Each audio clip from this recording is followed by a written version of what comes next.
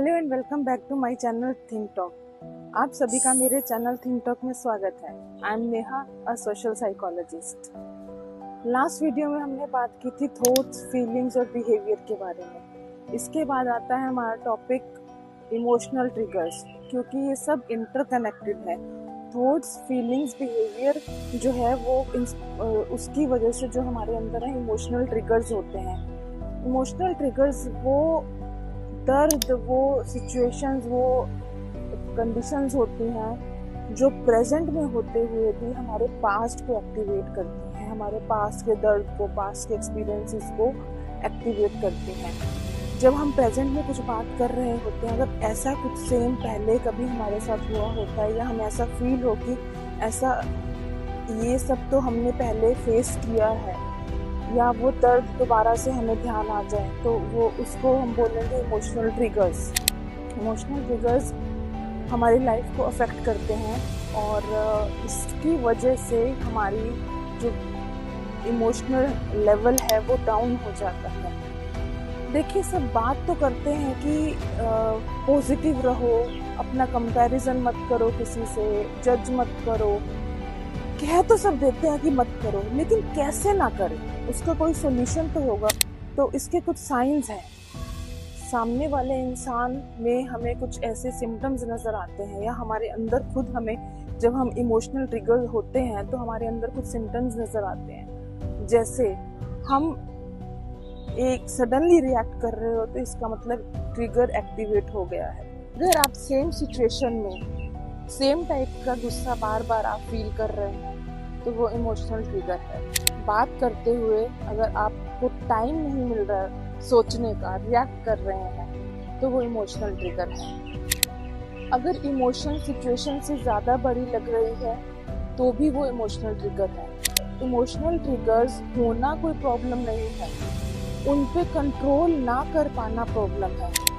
सबसे पहले आपको इन साइंस के बारे में, इन सिम्टम्स के बारे में अवेयर होना बहुत ज़रूरी है। तो इसका सॉल्यूशन क्या है? अगर इमोशन ट्रिगर हमें आ रहे हैं तो हमें क्या करना चाहिए? सबसे पहले हमें किसी अपने ट्रस्टेड पर्सन के साथ बात करनी चाहिए। अपने जो फीलिंग्स हैं अपने अंदर दबाना नहीं चाहिए, उनको बाहर निकालना चाहिए, क्योंकि अंदर दबी हुई फीलिंग्स आगे जाके फिर से ट्रिगर बनती हैं। जब वैसी कोई सिचुएशन आप आगे जाके फेस करोगे तो ये ट्रिगर्स फिर आप पे अटैक करेंगे, जो कि सही नहीं है।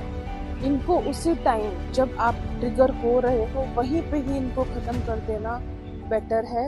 उसको निकाल कर, किसी से बात कर कर, नेचर में टाइम स्पेंड करके, कुछ मूवी देख लो, कुछ चेंज कर लो।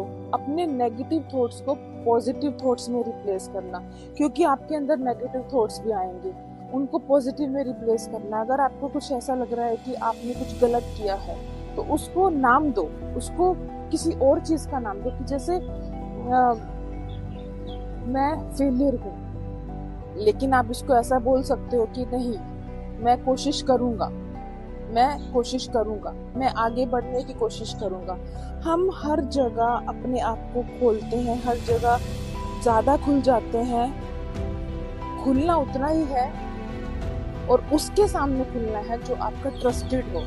ऐसा नहीं कि आप हर बात हर किसी के आगे जाके बोलते हैं। तो ये आपको सबसे पहले अपने मन की बात निकालनी है, अपने आप को समझना है कि आपके अंदर फील क्या चल रहा है, आपके अंदर वो फील आ क्यों रहा है, क्या आप अपने आप को गलत समझ रहे हो। जब आपके अंदर कोई ऐसी बात, ऐसा फील आ जाता है तो आपको वहीं पे रिप्लेस कर देना होता है कि शायद मैं ये बात गलत सोच रही हूँ या सोच रहा हूँ। अपनी फीलिंग्स को कभी भी अंदर नहीं दबाना। जब भी इमोशनल ट्रिगर आप होते हो तो उस सिचुएशन से, अगर किसी पर्सन के साथ बात करते हुए आप इमोशनल ट्रिगर हो रहे हो तो आप वहाँ से डिस्टेंस ले लो, वहाँ से चले जाओ थोड़ी देर के लिए। ये बहुत ही अच्छा सॉल्यूशन है, क्योंकि हम इमोशनल ट्रिगर या तो किसी से बात करते हुए होंगे, या किसी सिचुएशन में जब हम होते हैं सेम चीज़ होगी तो होंगे, या फिर